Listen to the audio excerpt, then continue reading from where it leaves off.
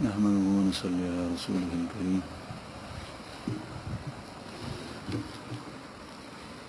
أما بعد فأعوذ بالله من الشيطان الرجيم. بسم الله الرحمن الرحيم. يا أيها الذين آمنوا اتقوا الله وكونوا مع الصادقين. صدق الله العظيم.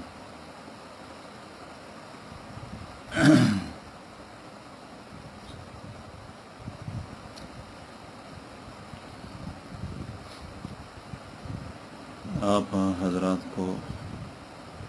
اس بات کا علم ہے کہ اس وقت ہمارے حضرت دامت برکاتہم العالیہ کا بیان ہوتا ہے، لیکن حضرت نے حکم دیا، ارشاد فرمایا کہ تم ساتھیوں کے ساتھ کچھ باتیں کرو. تو اور حضرت نے یہ ارشاد فرمایا کہ بیان نہ ہو، ویسے ہی باتیں ہوں. اس وقت ذہن میں جو بات آئے گی، میں اللہ جل جلالہ سے سوال کرتا ہوں کہ وہ باتیں ایسی ہوں جو اللہ کو پسند ہوں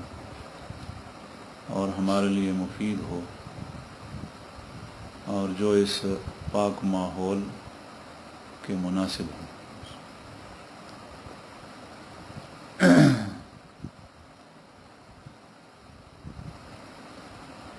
انسان دنیا کے اندر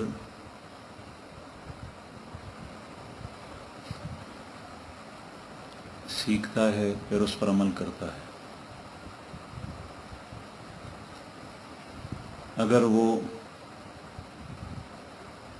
ہر چیز کے اندر ایسے لوگوں کا اتباع کرے کہ جو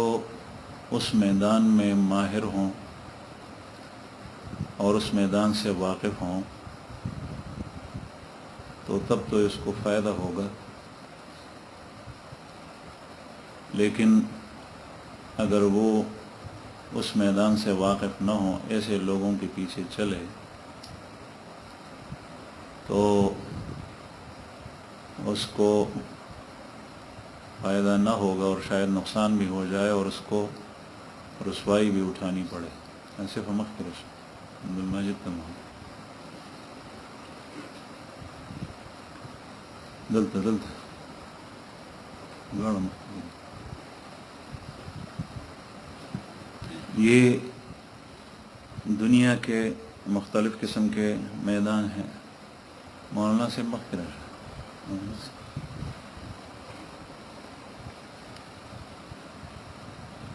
دنیا کے ہر میدان میں تقریباً ایسا ہی ہوتا ہے. اگر آپ مکان تعمیر کرتے ہیں تو مکان کا نقشہ بنانے والے جو انجینئر ہوتا ہے، اپنے فن کا ماہر ہوتا ہے، اس سے آپ یا مشورہ لیتے ہیں یا اس سے نقشہ بنواتے ہیں. اور اگر اس کے علاوہ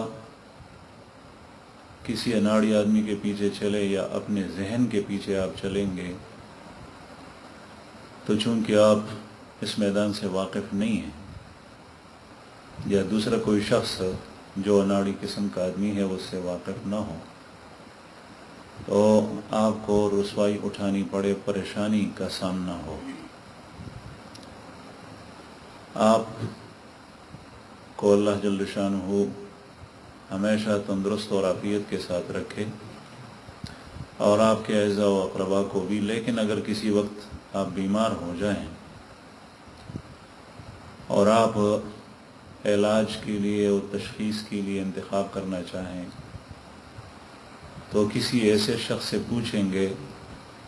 جو ڈاکٹر ہو، طبیب ہو، اس میدان سے واقف ہو اور اس فن کا ماہر ہو. اگر آپ اپنی رائے کے پیچھے چلیں گے تو شاید آپ بجائے ٹھیک ہونے کے مزید بیمار ہو جائیں یا آپ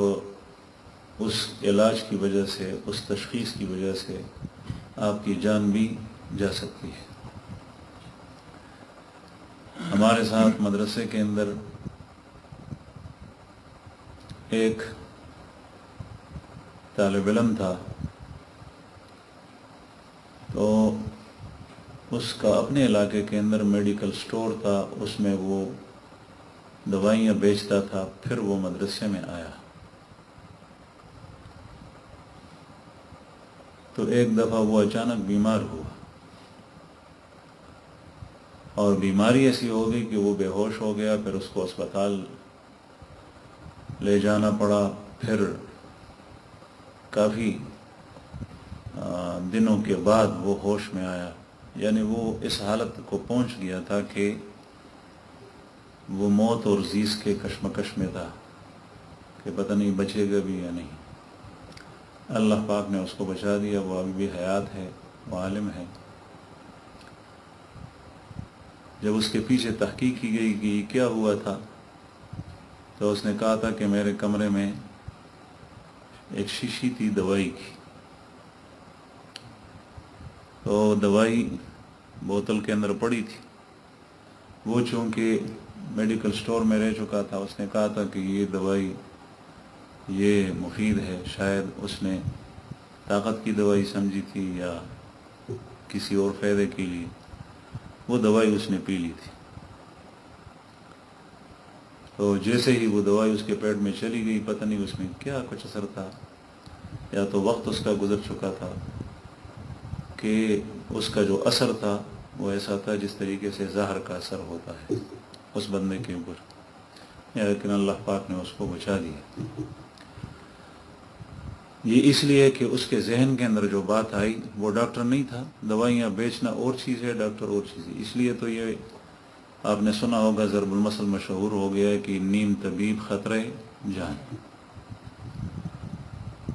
اور نیم ترکان خطرے مکان۔ تو نیم کا مطلب یہ ہوتا ہے کہ وہ جانتا نہیں ہے، اس کے ذہن کی تخلیق ہوتی ہے، اس کے ذہن میں کوئی رائے آتی ہے، اس کے پیچھے چلتا ہے۔ تو اس طریقے سے کسی بھی چیز میں یہ ضروری ہے، اور دین کے اندر تو از حد ضروری ہے کہ آدمی اپنے اسلاف کے پیچھے چلے۔ گھر کے اندر جو گھر کا بڑا ہوتا ہے، مثلاً گھر کے اندر ماں باپ بھی رہتے ہیں اور بچے بھی رہتے ہیں، تو اولاد کو چاہیے کہ وہ ماں باپ کے مشوروں پر چلے۔ وہ اچھا جانتے ہیں اس سے۔ اگر اس کے ذہن کے اندر کوئی بات آئی تو اس کو ذہن سے نکال دینی چاہیے۔ اگر اس پر عمل کرے گا تو اس کو ذلت اور رسوائی اٹھانی پڑے گی، دنیا کے اندر بھی اور آخرت کے اندر بھی۔ شاگرد اگر کسی استاذ کا ہے تو شاگرد کو چاہیے کہ وہ علمی مباحث میں جو اس کے ذہن میں آئے اور استاذ کی رائے ایک ہے، یہ اپنی رائے کو چھوڑ کر استاذ کی رائے کے پیچھے چلے۔ اگر یہ ایسا کرے گا کہ اپنی رائے کے پیچھے چلے گا تو شاید یہ علم کے اندر بھی خطا ہو جائے، راستہ خطا کر دے، گم کر دے، اور اگر استاذ سے الجھے گا، اس پر بحث مباحثہ کرے گا، تو شاید استاذ کی بد دعا اور اس کی بے ادبی کی وجہ سے یہ قابل اور ذہین طالب علم وہ اس سے کچھ فائدہ لوگوں کو نہیں پہنچے گا۔ ہمارے اساتذہ ہمیں اکثر و بیشتر بعض واقعات ایسے ہوتے تھے جو سناتے تھے۔ اس میں ایک واقعہ یہ بھی ہے، چونکہ اس مجلس کے اندر طلبہ بھی ہیں اور دوسرے جو ہمارے بھائی ہیں ہماری طرح جو اصلاح کے لیے آئے ہیں، ان کے لیے بھی مفید ہے، اس لیے کہ خانقاہی نظام جو ہوتا ہے وہ اس سے بڑھ کر ہے۔ تو اساتذہ یہ واقعہ کئی بار ہم نے سنا جو ہمیں اصلاحی بیانات فرماتے تھے یا درس کے اندر کے شان شاہ کشمیر رحمہ اللہ کے شاگردوں میں ان کے دوران درس ایک شاگرد تھا دور حدیث کے اندر، وہ بعض علمی باتوں میں شان شاہ کشمیر رحمہ اللہ کے ساتھ بھی الجھتا تھا، حالانکہ حضرت شان شاہ کشمیر رحمہ اللہ کا علم وہ ہمارے حضرات اکابر، ہمارے اساتذہ، ان سے ہمیں پتہ چلا ہے، ہم نے تو شاہ صاحب کو دیکھا نہیں ہے، لیکن وہ فرماتے تھے کہ ہندوستان میں ان کے بارے میں یہ مشہور تھا کہ دارالعلوم دیوبند کا چلتا پھرتا کتب خانہ، دارالعلوم دیوبند کا چلتا پھرتا کتب خانہ، موبائل لائبریری، اس لیے کہ اگر کوئی اس سے کسی دینی مسئلے کے بارے میں پوچھتا، کوئی سوال کرتا تو نزدیکی نا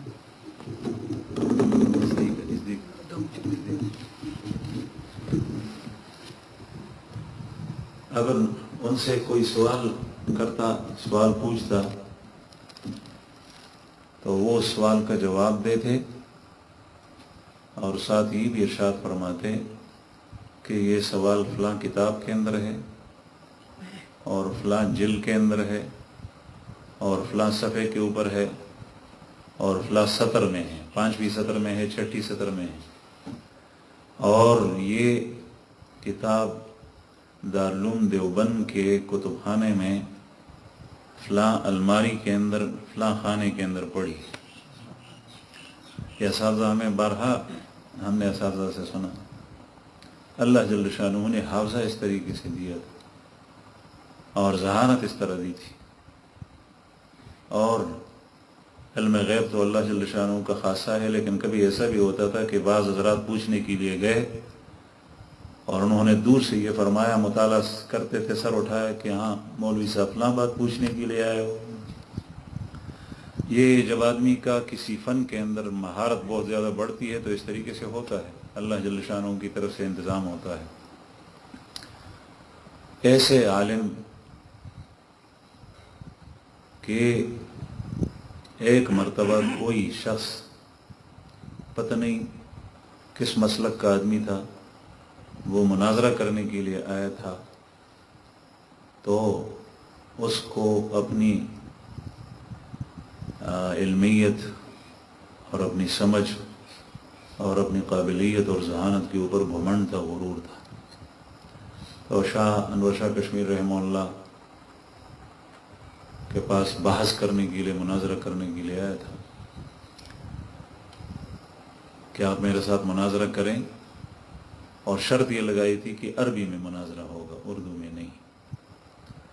تو حضرت انور شاہ کشمیر رحمہ اللہ نے فرمایا کہ عربی نثر میں نہیں ہوگا، نظم میں ہوگا، منظوم کلام کے اندر ہوگا، نثر میں نہیں۔ تو وہ بھاگ گیا۔ اب فی البدیع اشعار بنانا، اس میں بحث کرنا، ایک بحث کرنا الگ بات ہے، وہ ہم نہیں کر سکتے، اور پھر اس کو عربی میں، پھر عربی کے اندر منظوم کلام میں، ہم تو کبھی ایسا بھی سالوں کے اندر بھی کوئی بیت نہیں بنا سکتے جس کے 2 مصرے ہوتے ہیں۔ وہ شخص بھاگ گیا، اللہ جل شانہ نے ایسی ذہانت دی تھی، لیکن ایسی ہستی کے درس میں ایک طالب علم تھا جو اس کے دل میں بات آتی تھی اس کو وہ بڑا سمجھتا تھا، تو استاد سے سوال کرتا تھا بار بار۔ کبھی ایسے بھی ہوتا تھا کہ استاد کو سبق آگے جانے نہیں دیتا تھا۔ درس کے اندر یہ ہوتا ہے کہ دور حدیث کے اندر بڑی کتابیں ہوتی ہیں، جو علماء ہیں، طلبہ اس مجلس کے اندر بیٹھے ہیں، ان کو پتہ ہے کہ وہ سال کے اندر کتاب ختم کرنا بہت زیادہ مشکل ہوتا ہے، اور جب اس میں الجھاؤ ہو تو پھر تو زیادہ وہ ہے۔ تو ایک دفعہ شان شاہ کشمیر رحمہ اللہ کی زبان سے اس طالب علم کے بارے میں یہ نکلا کہ اللہ تم سے گدھے چرائے، خدے دے پتہ بن خرو سرئی، اللہ تم سے گدھے چرائے۔ تو یہ الفاظ نکلے اور ختم ہو گئے۔ سال گزر گیا، پتہ نہیں کتنا اثر عرصہ بیت گیا بیچ میں، اور حضرت شاہ صاحب ایک دفعہ کشمیر اپنے علاقے جا رہے تھے تو کافی سفر پیدل بھی تھا، گاؤں تک پیدل جا رہے تھے، جنگل تھا اس میں سے گزر رہے تھے، تو دور سے ایک آدمی دکھائی دے رہا ہے جس کے ساتھ گدھے ہیں اور ایک شخص ہے اس کے ساتھ، دور سے سایہ سایہ نظر آتا ہے، جیسے قریب ہوتے جاتے ہیں تو وہ چیز نمایاں دکھائی دیتی ہے، پھر جب بالکل ہی قریب چلے گئے تو وہ شخص ان جانوروں کو چھوڑ کر، گدھوں کو چھوڑ کر ان کے آگے آ کر سامنے کھڑے ہیں، راستے میں انتظار کر رہے ہیں۔ جیسے ہی یہ پہنچ گئے تو اس نے سلام کیا اور ساتھ یہ کہا کہ حضرت، مصافحہ کیا، سلام کیا، اور یہ کہا کہ حضرت آپ نے پہچانا نہیں مجھے؟ تو انہوں نے فرمایا کہ اب ایسی جگہ کے اندر کیا پتا کہ کون ہے، اور کافی عرصہ گزر گیا تھا۔ تو اس نے کہا، حضرت نے کہا کہ نہیں، آپ کون ہیں؟ تو اس نے کہا کہ میں وہ آپ کا بدقسمت شاگرد ہوں جو درس کے دوران آپ سے بار بار پوچھتا تھا اور آپ کو تنگ کیا کرتا تھا، اور میرا مقصد یہ تھا کہ میں اپنے طالب علم ساتھیوں پر اپنے آپ کو، اپنے جو میری قابلیت ہے، ذہانت ہے اور سمجھ ہے، اس کو بڑا چڑھا کر پیش کروں کہ میں اس طرح سمجھتا ہوں، اور آپ نے میرے لیے بد دعا کی تھی تو وہ بد دعا مجھے، آپ حضرت نے پوچھا کہ یہ کیا کر رہے ہو یہاں پر؟ کہتے یہ گدھے اس کو چرا رہا ہوں۔ تو آپ تو بڑے ذہین تھے، تو فرمایا کہ آپ کی بد دعا لگ گئی ہے۔ اور حضرت نے کہا کہ وہ میں نے تو اس طریقے سے نہیں کی تھی کہ آپ کو لگ جائے، تو اس نے کہا کہ آپ نے اس طریقے سے کہی تھی یا نہیں، لیکن وہ آپ کی زبان سے نکل گئی تھی اور مجھے لگ گئی۔ پھر حضرت حیران ہو گئے، حضرت شاہ شاہ کشمیر رحمہ اللہ نے پوچھا کہ بھئی اصل بات بتاؤ، بات کیا ہے، یہ کیسے ہوا؟ اس نے کہا کہ جب میں فارغ ہوا دور حدیث سے اور پھر میں گھر آیا، خوشی ہو گئی فراغت کی، سب خوش تھے، میری شادی نہیں ہوئی تھی، پھر میری شادی میرے والدین نے کرائی، اور پھر اس کے بعد چند دن کی مہمانی تھی،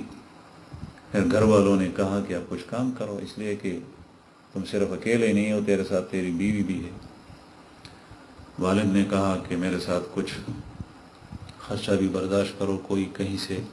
کچھ لایا کرو۔ تو میں نکلا ادھر ادھر، میں نے تدریس ڈھونڈی مدرسے میں کہ پڑھانے کا کوئی انتظام ہو جائے، لیکن ایسا کوئی جگہ ایسی نہیں ملی، علاقہ بھی ایسا تھا۔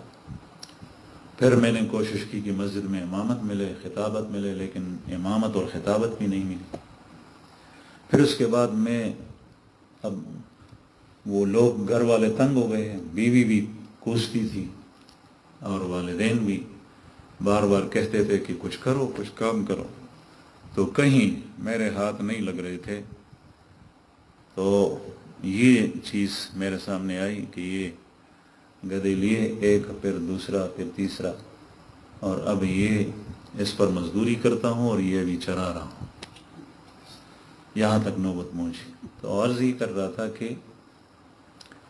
یہ ایک تو بے ادبی اور پھر گھمنڈ کہ اپنے دل کے اندر جو آتا ہے، ہمیشہ خصوصاً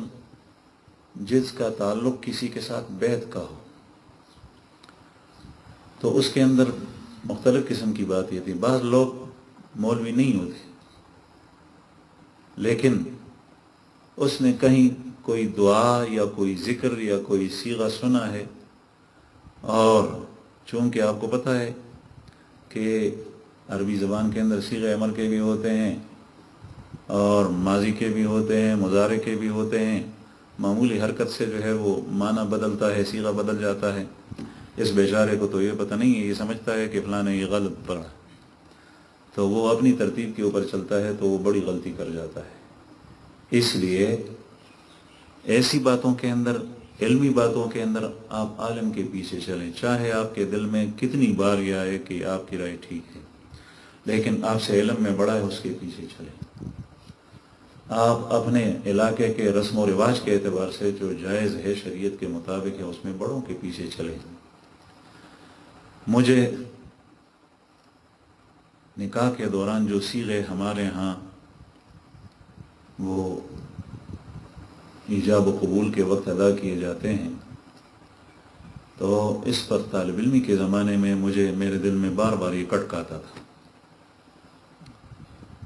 ما درکڑی واو درکڑی میں دا او قبول کڑی میں واو قبول کڑی میں دا، ما بوی قبول کڑی میں وا قبول کڑی میں وا دا سو کالا مخ کے ندانے کا ہوس کی لگیا،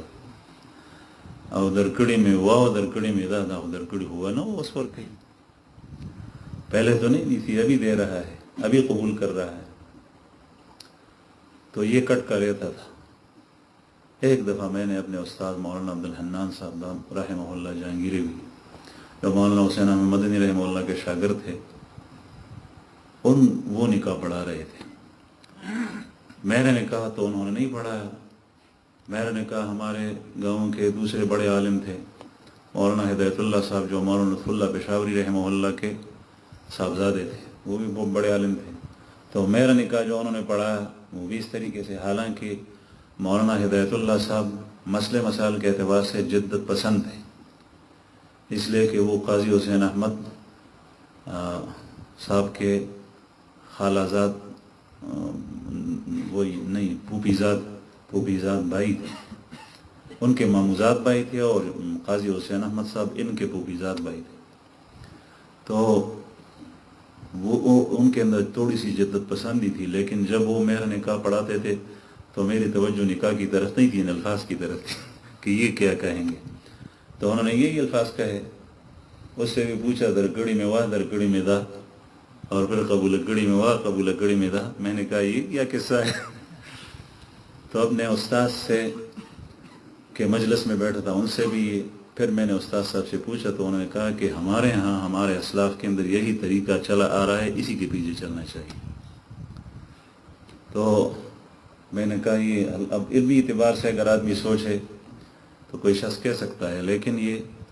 اس سے ہمارے ہاں پختگی ہوتی ہے۔ پھر دوسری بات یہ ہے کہ ہمارے علاقوں کے اندر آج کل تو اس طریقے سے نہیں ہوتا،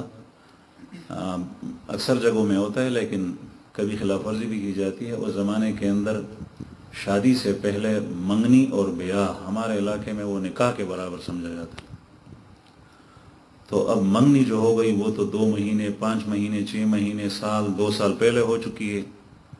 تو میرے ذہن کے اندر یہ آتا تھا کہ یہ شاید اس کی طرف اشارہ ہو، درکڑی میں وا اور درکڑی میں دا۔ ابھی عرض کرنے کا مقصد یہ ہے کہ جو